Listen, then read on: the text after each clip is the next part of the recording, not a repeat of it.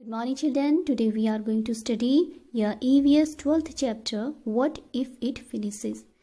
तो बच्चों ऐसी कौन सी चीज़ है जो अगर फिनिश हो जाए तो क्या होगा और क्या क्या प्रॉब्लम्स हमारी लाइफ में आ सकती हैं. चलिए जानते हैं इसी को हम इस चैप्टर में what if it is finishes क्या होगा अगर ये फिनिश हो जाए. Who I am black, I am thick, I flow.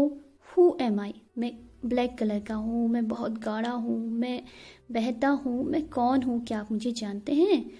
I will last longer if you use me with care, मैं अब बहुत समय तक रहूँगा अगर आप मुझे अच्छे से केयरफुली यूज करोगे, क्योंकि मैं बहुत सेंचुरीज़ में बनता हूँ, मुझे लाखों साल लग जाते हैं बनने में और मैं हमेशा के लिए वहाँ नहीं रहूँगा.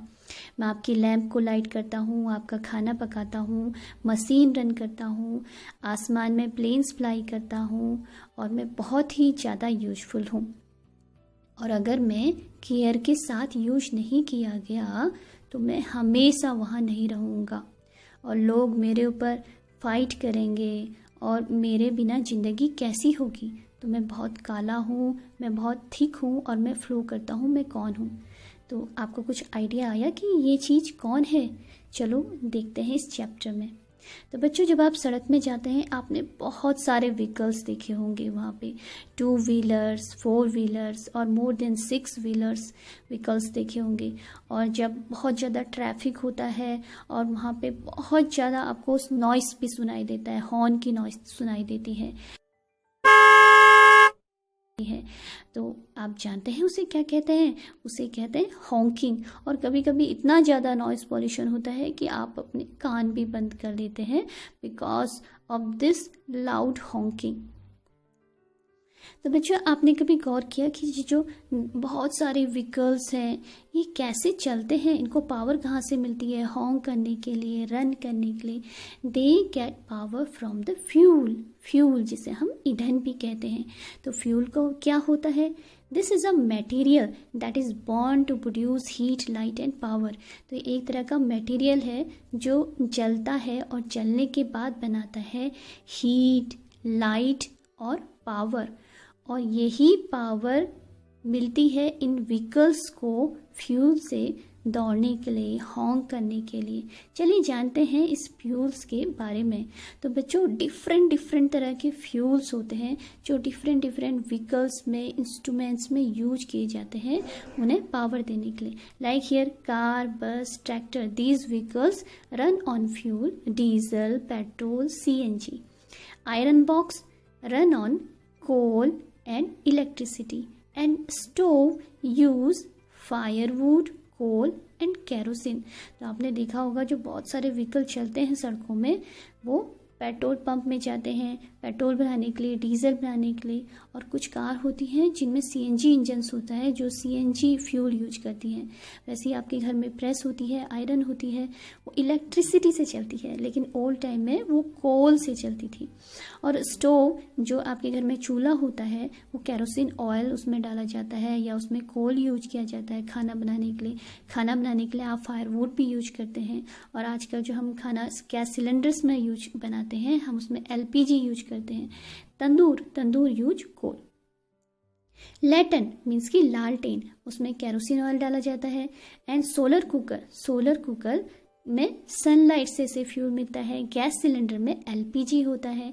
एंड जनरेटर जब लाइट चली जाती है तो हम जनरेटर का यूज करते हैं और जनरेटर यूज करता है diesel and petrol. And dry cleaning के लिए पेट्रोल यूज किया जाता है.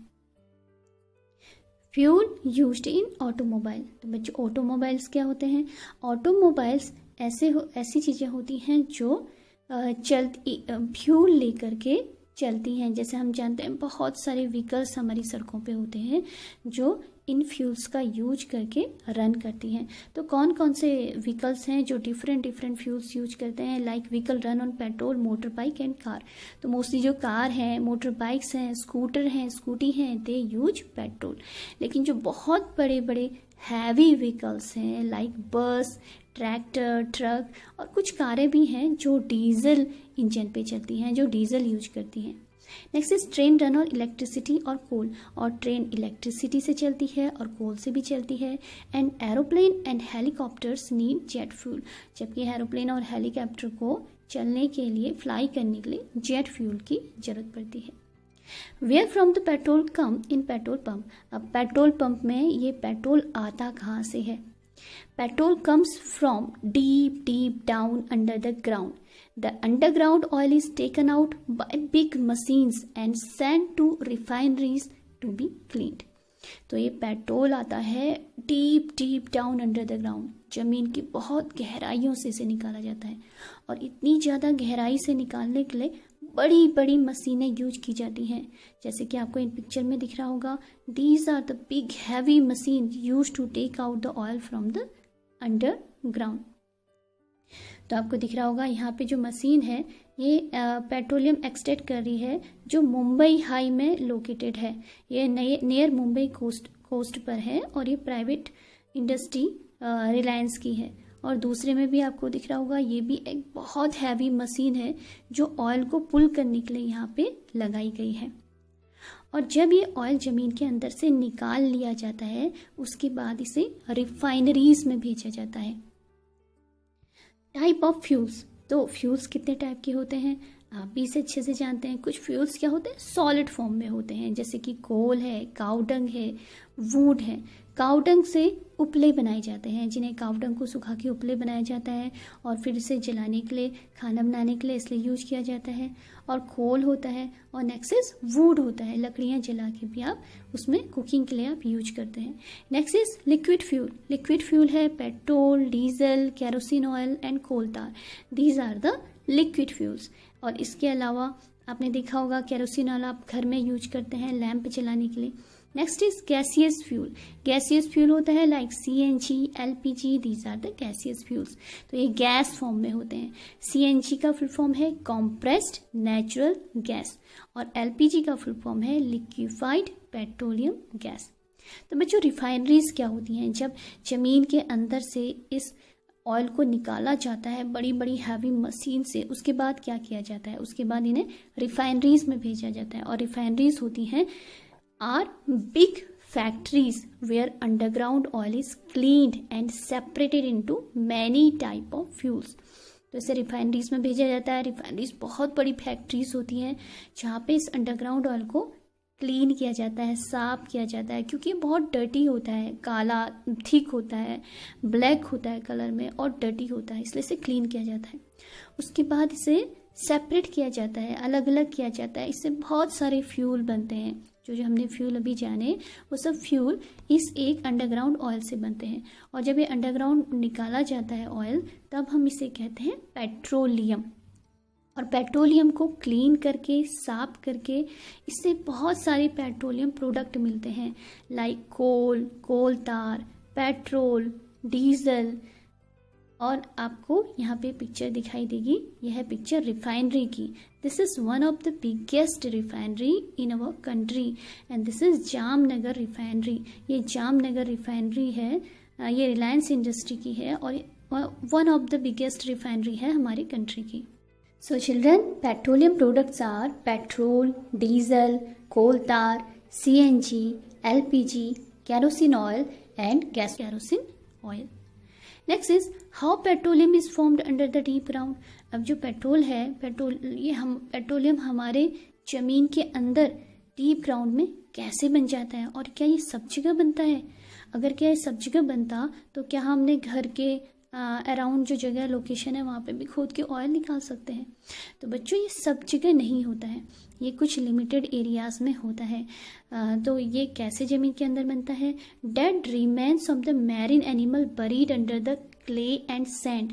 तो आपको यहाँ पे कुछ पिक्चर दिख रही होगी, these are the picture of marine animals, means की such animals who live in salty water in oceans and the सी।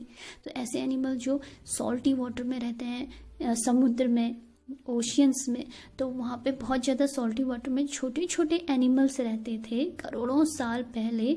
जब वो डेड हो गए, जब वो मर गए, तो उनके जो बॉडी पार्ट्स थे वो ज़मीन के अंदर दब गए और सालों तक उनके ऊपर क्ले चढ़ती रही, मिट्टी और सैंड, रेत की क्ले लेयर उन पर चढ़ती रही और वो नीचे और ज़्यादा दबते गए। और जैसे जैसे वो नीचे दबते गए उनमें बहुत ज़्यादा प्रेशर और अर्थ में बहुत ज़्यादा टेम्परेचर वहाँ पे था, जिसकी वजह से क्या हो गया, they turn into the petroleum, तो वो पेट्रोलियम में टर्न हो गए। So dead remains of the marine animal buried under the clay and sand and over millions of years under high temperature and pressure they turn into the petroleum. तो बहुत ज़्यादा temperature और pressure में वो petroleum में convert हो गए लाखों सालों के बाद। Use of petroleum product. तो बच्चों, ये पेट्रोलियम प्रोडक्ट का यूज कहाँ पे होता है?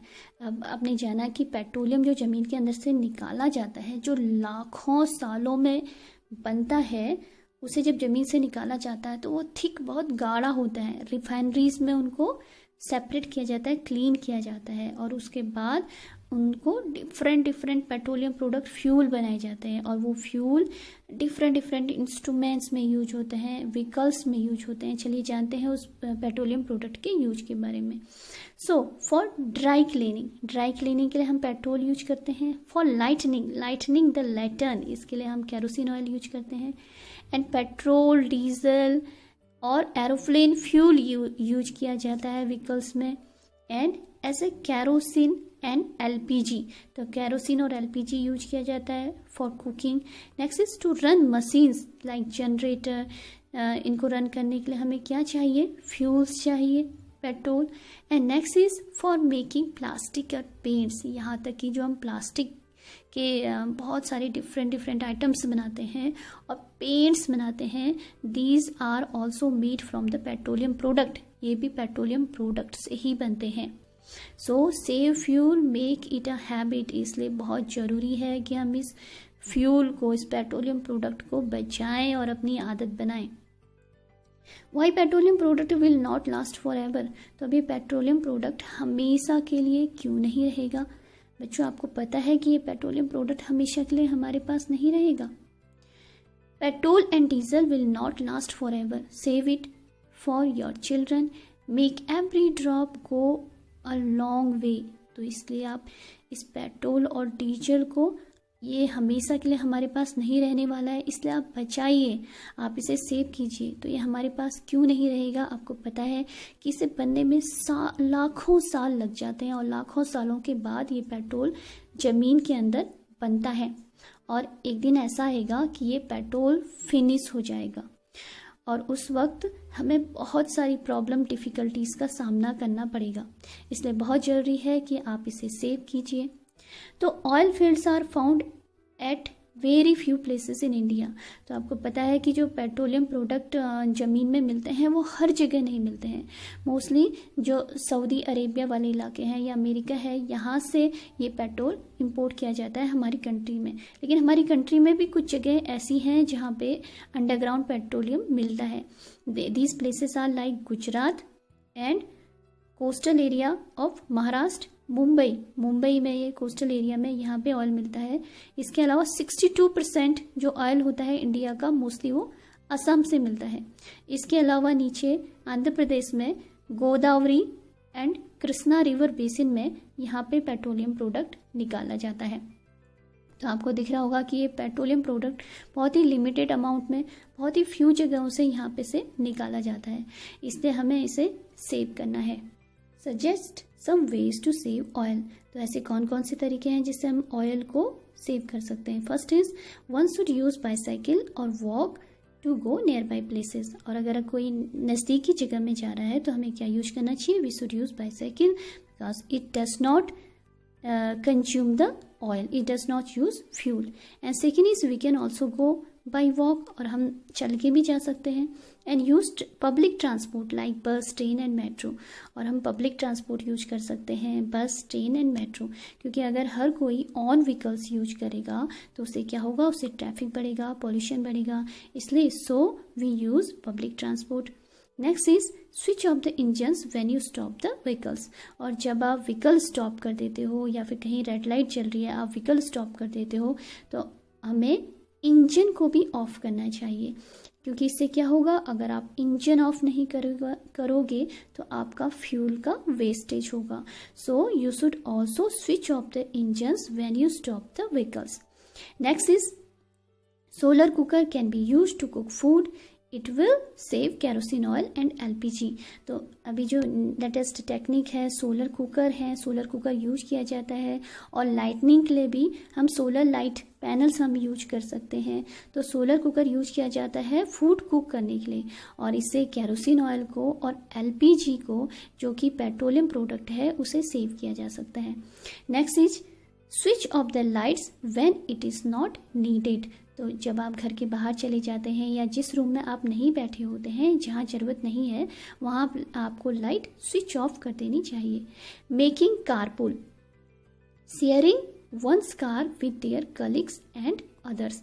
तो कारपूल क्या होता है? कारपूल एक मेथड है जिससे कि आप इस फ्यूल को बचा सकते हैं। तो आप कैसे बचाएंगे? आप अपनी कार को अपने कलीग्स या फिर दूसरे जो लोग हैं जिन्हें सेम डेस्टिनेशन पे पहुंचना है, सेम जगह पे पहुंचना है, तो उनके साथ आप ये अपनी कार शेयर कर सकते हैं। तो ऐसे आप डिफरेंट तरीक़ों से फ्यूल को बचा सकते हैं और उसे लंबे समय तक सेव करके रख सकते हैं अपने फ्यूचर के लिए। चलिए अब जानते हैं एनर्जी के बारे में।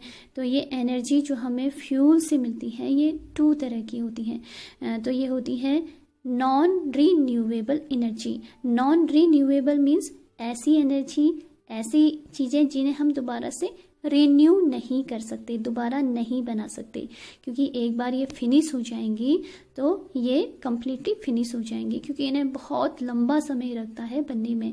तो ये हैं जैसे कि ऑयल है, कोल है, गैस है, तो LPG, kerosene, petroleum, these all are non renewable. इन्हें हम दोबारा से रिन्यू नहीं कर सकते। And next is form of renewable energy. तो ऐसी एनर्जी जिसको हम बार बार यूज कर सकते हैं, बार बार रिन्यू कर सकते हैं। तो ऐसी रिन्यूएबल एनर्जी है सोलर एनर्जी, जैसे कि हमारा सोलर कुकर है या सोलर लाइट है, हम उसे बार बार बना सकते हैं। अगर एक दिन में फिनिश हो जाती है तो हम उसे दोबारा बना सकते हैं। Next is wind energy. तो विंड से भी विंड मिल लगाई जाती है और उससे भी एनर्जी बनाई जाती है। उस एनर्जी को लाइट जलाने में या फिर और चीज़ों में भी यूज किया जाता है। Next is hydro power energy. तो आपको पता है बच्चों, आपने पढ़ा है डैम के बारे में। जब हम पानी के फ्लो को रोक देते हैं कहीं पे, तो डैम बनाते हैं, तो वहाँ से बहुत फास्ट तरीके से जो वाटर फ्लो करता है, तो उसकी एनर्जी यूज की जाती है लाइटनिंग के लिए एंड बहुत सारी चीज़ों के लिए उस एनर्जी को यूज किया जाता है। तो है रिन्यूएबल सोर्स ऑफ एनर्जी हैं solar energy, hydro power energy, wind energy, आपको पता है। तो these are the 2 forms of energy, non renewable energy and renewable energy. तो इस चैप्टर में हमने सीखा कि जो पेट्रोलियम प्रोडक्ट हैं they are not last for ever, we should save them and renewable energy in place of non renewable energy. तो हमें रिन्यूएबल एनर्जी का यूज करना चाहिए, जैसे कि solar energy, hydro power energy, wind energy, because these are last for ever, क्योंकि हमारे साथ हमेशा रहेंगी। लेकिन हमें नॉन रिन्यूएबल सोर्स जो एनर्जी के हैं, पेट्रोलियम प्रोडक्ट हैं, उनको हमें कम यूज करना चाहिए, और जिससे कि हम उसे ज़्यादा समय तक सेव करके रख सकें।